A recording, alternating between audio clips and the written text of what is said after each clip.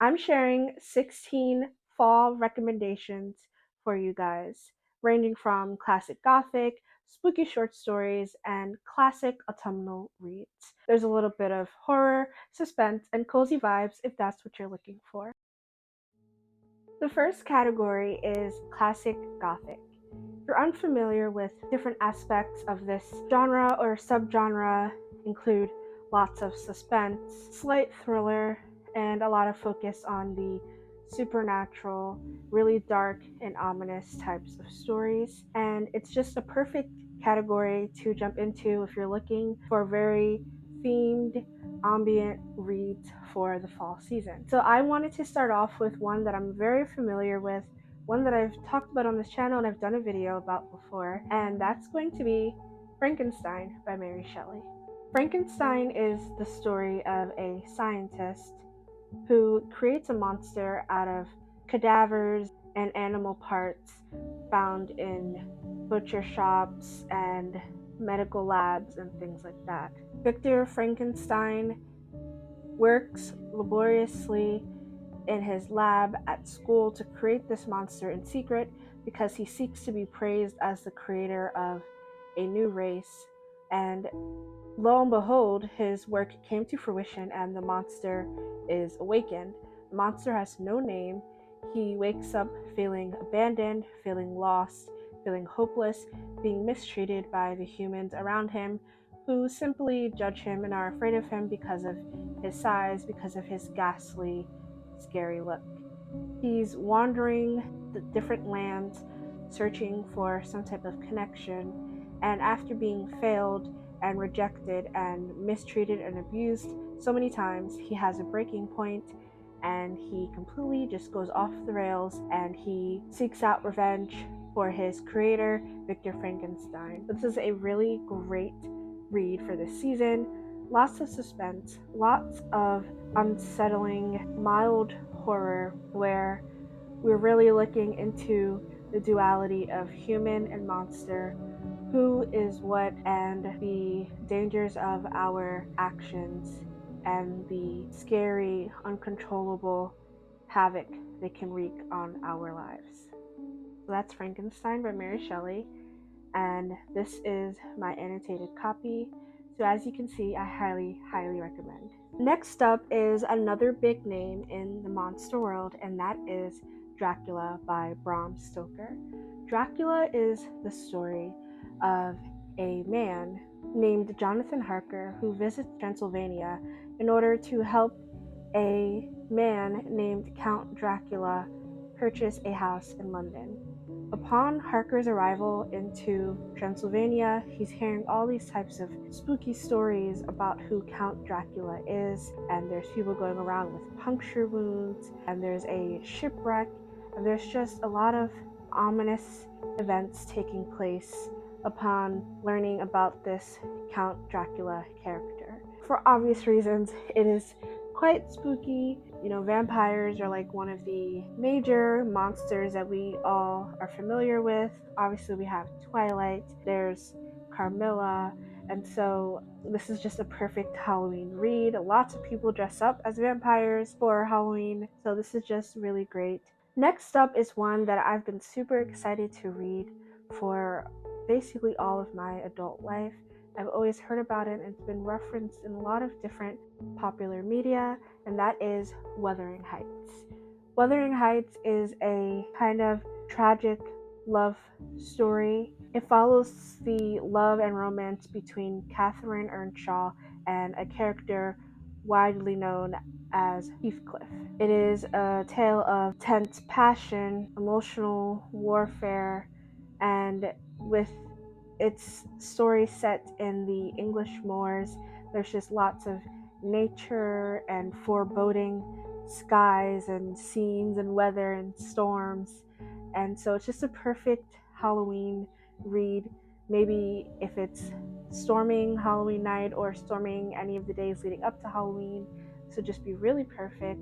And I also love stories that are reminiscent of Halloween times but are oppositely about things that we don't really consider with Halloween, like romance. For for example, The Nightmare Before Christmas and things like that. Just think that this combining of other events into the world of Halloween and spooky and scary is just what life is, and that's just the reality of life. And something as simple, you would think, as a relationship can really just become a tragic, foreboding, scary story to read.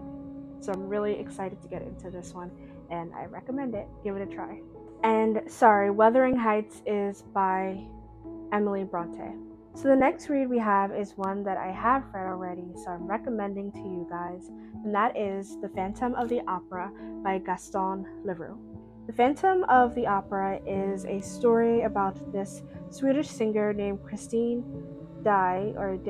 Her father was a famous musician and he dies, and she's then raised in the Paris Opera House where Phantom of the Opera takes place. Her father, being a bit superstitious and a little spiritual, promises her the presence of an angel of music to protect her and guide her. And after being there for a while, she does hear a almost invisible but omnipresent voice within the walls of the opera house, following her throughout its halls and caverns and attics. And so she follows the lead of this voice, thinking that it is the angel of music. However, Christine's childhood friend Raoul, he starts to visit this opera house and see Christine perform, and he then becomes in love with her. However, this angel of music, this ghost that is roaming the halls of the opera house, becomes jealous at this newfound connection, and he wreaks havoc on the opera house and its members, its performers, the managers, and the general public who come to see the shows. He plays really odd tricks that confuse and scare and drive lots of people out from the opera house. The story is, of course, a Gothic classic, and it is chilling and haunting just because we're wondering if this is a real ghost, if this is a trick of the mind, of the imagination, if this is insanity, if this is evil, if this is supernatural. The story has really nice elements to it. It has a really great musical element to it. There's also a bit of humor, and the way that the story is told, it is told in a bit of a detective fashion, a kind of like solving the mystery type of fashion. There's much more to it than that, so I definitely recommend giving it a read. I promise you will love it. It is great for Halloween. Next up, we have another one that I've always been looking forward to reading.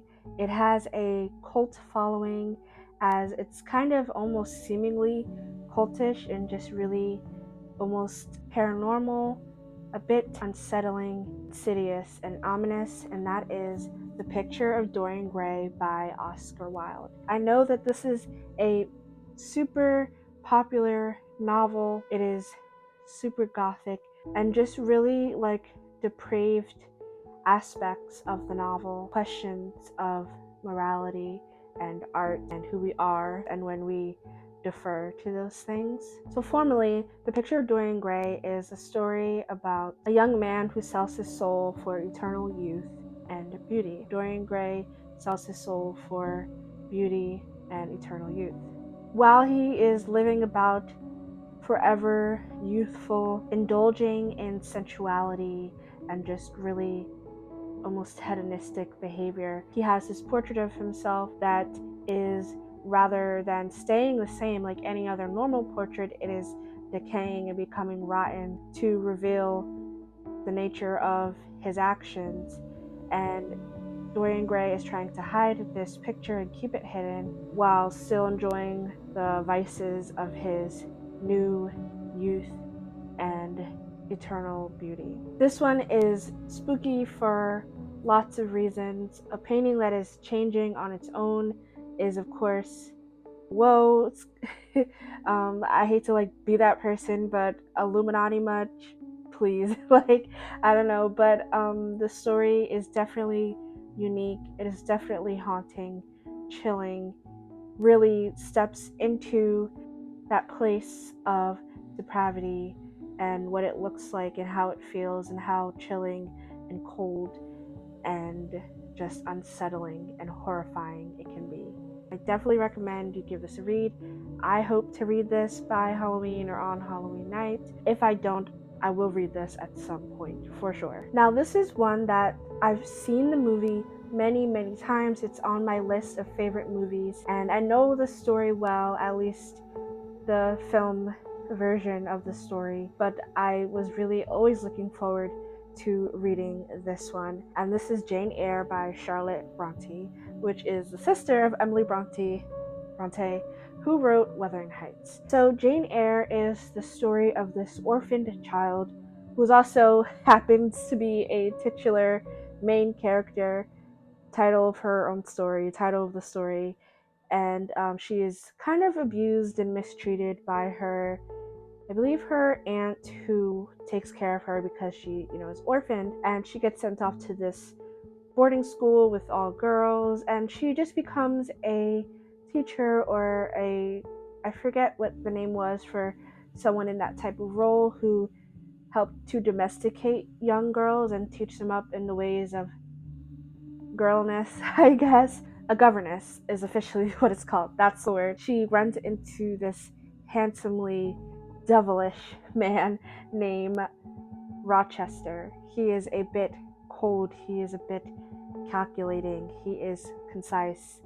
He is quick-witted and very cut off and almost cavalier. And somehow this orphaned plain Jane is able to break him, and we just see how this affects her life, how this changes her life. All the while Rochester is intermingling with her. He has a secret of his own. Now in the film, that there are lots of spooky, kind of scary but not scary, just creepy is a good word, creepy parts in the film.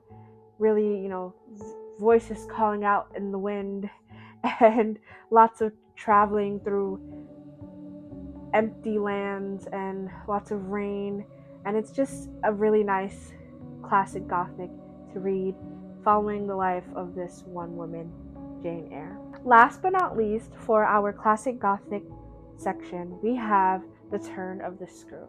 So this one is kind of funny for me because I always think of The Taming of the Shrew by William Shakespeare, and I'm just wondering if there's any correlation to the titles, if the stories play off of each other, who knows. But this is The Turn of the Screw by Henry James. The Turn of the Screw is about another governess. She is a governess for two odd, distant children named Miles and Flora, who live at this kind of desolate estate. This estate is haunted. The halls are chilling. There's just a lot of creepy things going on, questionable, confusing how is this happening, paranormal, evil things going on, and these evil spirits that are lingering and wandering about the house seemingly are in search for these children and want to take them over and possess them. And what is so chilling about the story is that these odd children seem to not be deterred by these spirits, but seem to also be entertaining them. I mean, nothing is scarier than truly a just classic haunted house, especially a huge estate, lots of rooms, lots of basements and attics and noises and creaking and moaning, and I'm kind of scared to read this, honestly, but this is a classic. I'm really excited to get into it, and it is pretty short. This little novella type of book has another story in it, so The Turn of the Screw seems to be pretty short. Probably can read it in an hour or so, and I'm just really excited to get into this. On to my favorite category, which is spooky short stories. If you don't know, I love short stories. I love reading them.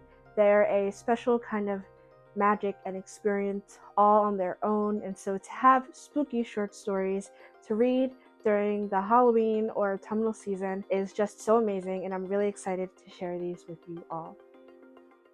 So first up, we have a compilation of short stories, or rather a collection of short stories called The House Guest by Amparo Davila. This is a translated collection, and it's just supposed to be really, again, creepy, spooky, really unique, odd stories. The title is very informative about what kind of tone and vibe we are to expect from these stories. And on the back it even says the style is reminiscent of Kafka, Poe, or Shirley Jackson, which we all know to be horror writers, to be really existential type of writers.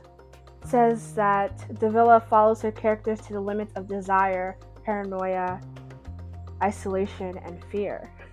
And I'm laughing because I just love that. I love that this is what we get to read. She's a writer obsessed with obsession. What is more obsessive than the scary guy coming to chase you down seemingly every year of Halloween, or a creepy stalker who will not leave you alone, who makes you think it's them and it's not, and then to bring in the supernatural, it's really not them, and there's just coincidences happening all about you. This is just what this is all about, and I'm excited to hopefully read one of these stories before Halloween or on Halloween. And it's just a pretty cover as well. I love that.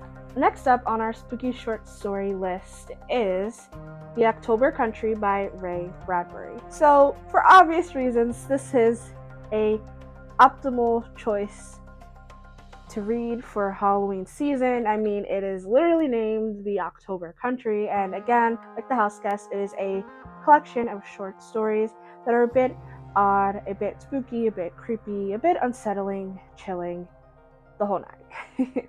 And this is a bit figurative, metaphorical, because here it says it is Ray Bradbury's own netherworld of the soul, inhabited by the horrors and demons that lurk within all of us. Now, from the one story that I did read, named The Crowd, it was just this really super short, about 10-page short story about people who just are attracted to a scene, to distress, to tragedy, and they just stay and remain seemingly without change as a fixture, the first at a scene, the first at a tragedy. And we can relate that to a lot of things today with phones, and as soon as we see something, record, as soon as we see something, picture, before we even call the police, before we check on the person, etc., etc. I really like this idea because it is not just an exploration of maybe spiritual or supernatural evils, but about the evils within ourselves, within our nature, which can be the worst of all the evils out in the world, all the perceived supernatural evils. And here's just the cover.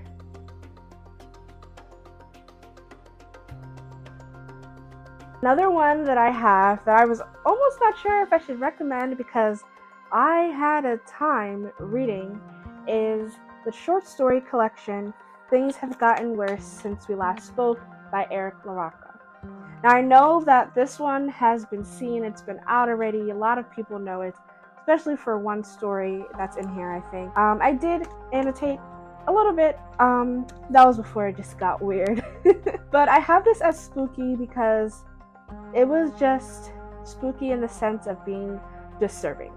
Truly, truly disturbing. Not even necessarily scary, like, oh my god, things are lurking, no, just scary because of what people are willing to do for no good reason at all, for a random relationship with an internet stranger. If you know, you know. I was grossed out at one of these stories, but nonetheless, this is a horror collection in the horror section. I haven't read the other two stories in here, so I'm not sure if they're more slasher, horror, thriller, horror, suspense, but I'm sure that there's some promise that I'll be grossed out, disturbed, unsettled, all of that. And as you can see, here's my bookmark because I'm not quite ready to get back to this. I'm trying to grow the courage to get back to it, and maybe I will this time around, but we'll see. But you guys can definitely give it a try. If this type of horror and spooky is your vibe, then definitely check out the short stories in this collection. Last but not least, we have one of the fathers, or maybe uncles, who has paved the way for spooky short stories, and that is none other than Edgar Allan Poe. Now, this is just a collection of his short stories, no special title, but Poe needs no explanation, no justification. He's on this list for sure. I'm just so excited to have him on this list. Like, he just fits, and he's supposed to be here.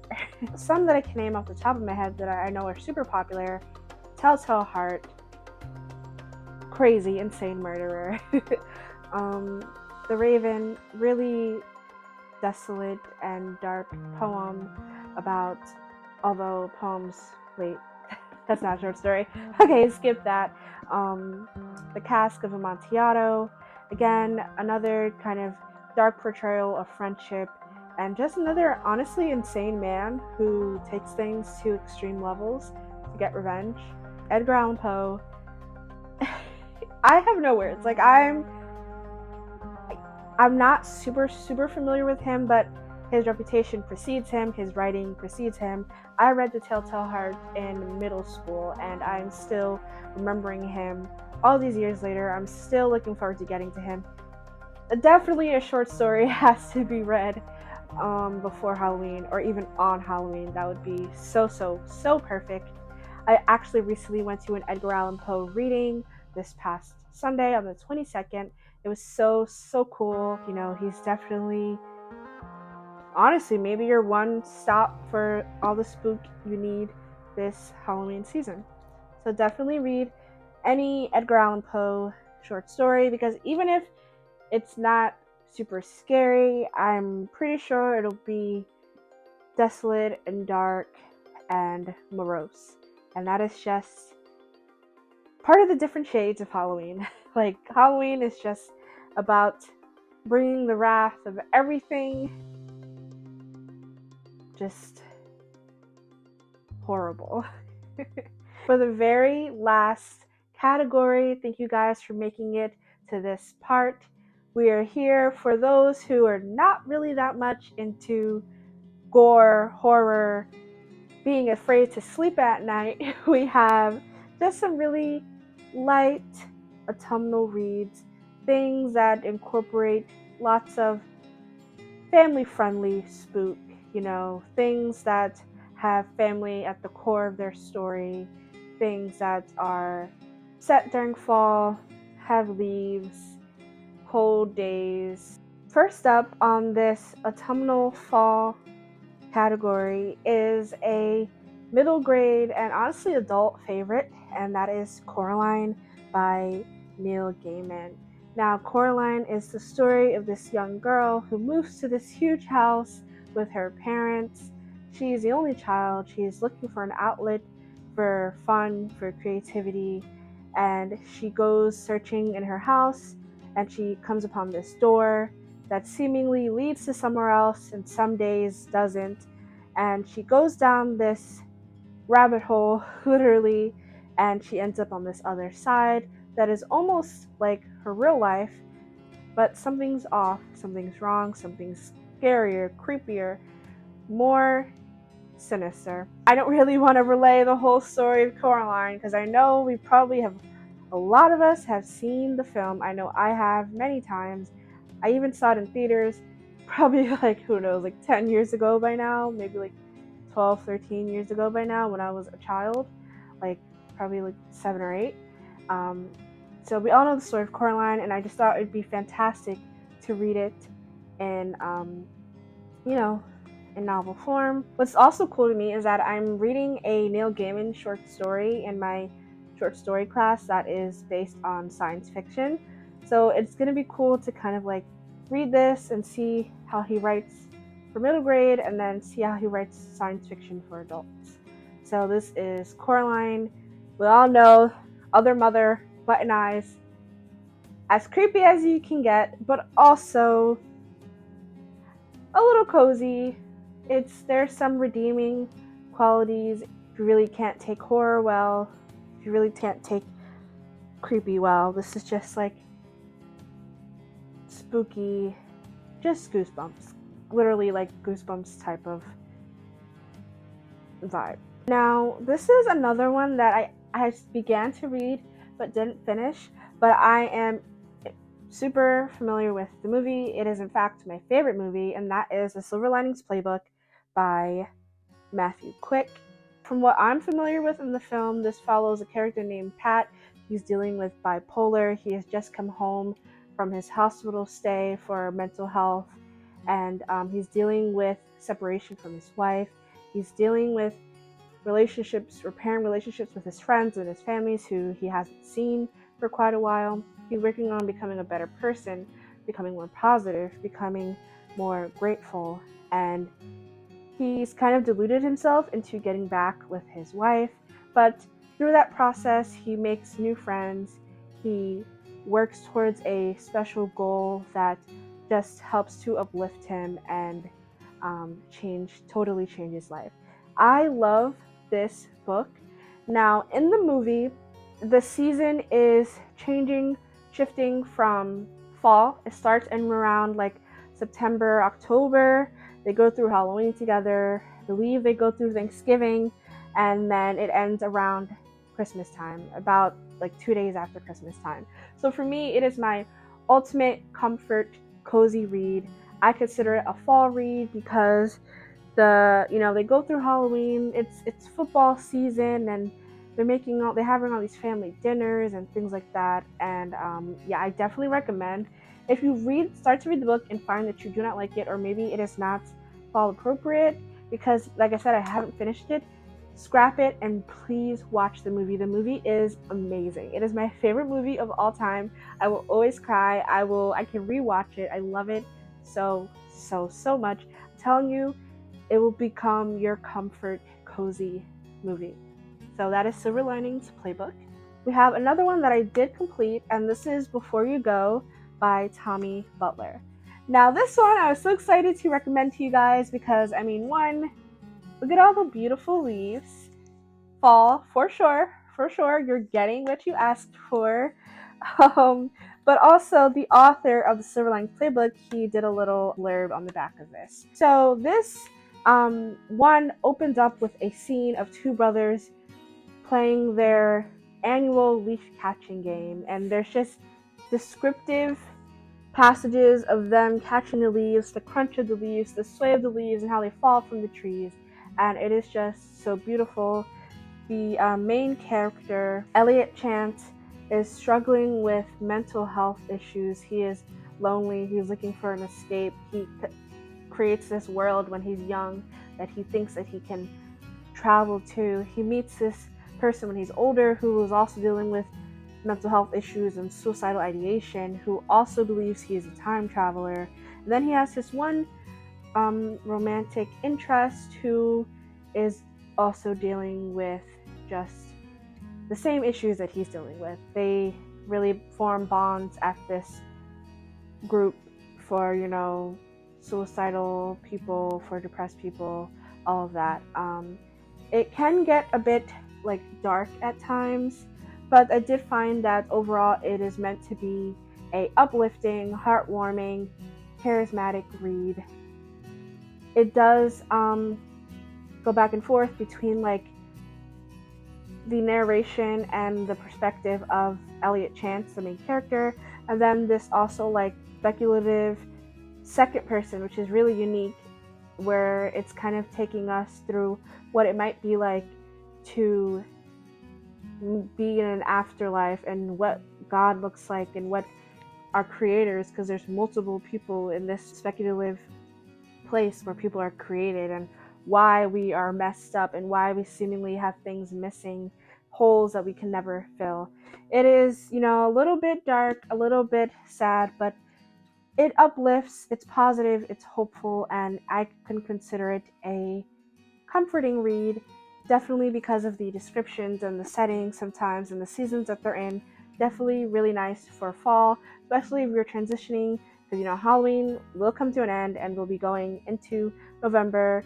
peak season, Thanksgiving, all of that. So this is a great transitional read. And last but certainly not least, we have like a perfect conglomeration of all these different aspects: Gothic, spooky, and classic autumnal. And I'm delivering this to you in the form of this novel named The Saturday Night Ghost Club by Craig Davidson. First, let's give a bow for the beautiful cover. We have autumnal colors, heaps of leaves, it seems like, and bushes. We have a ghost floating in the air. We have a group of friends down in the corner. So this story is about a young boy with a quirky, odd uncle who is into all things the occult. He has this mom and pop shop of occult things, things that he tries to sell as real but are obviously makeshift, but they are still nonetheless super cool.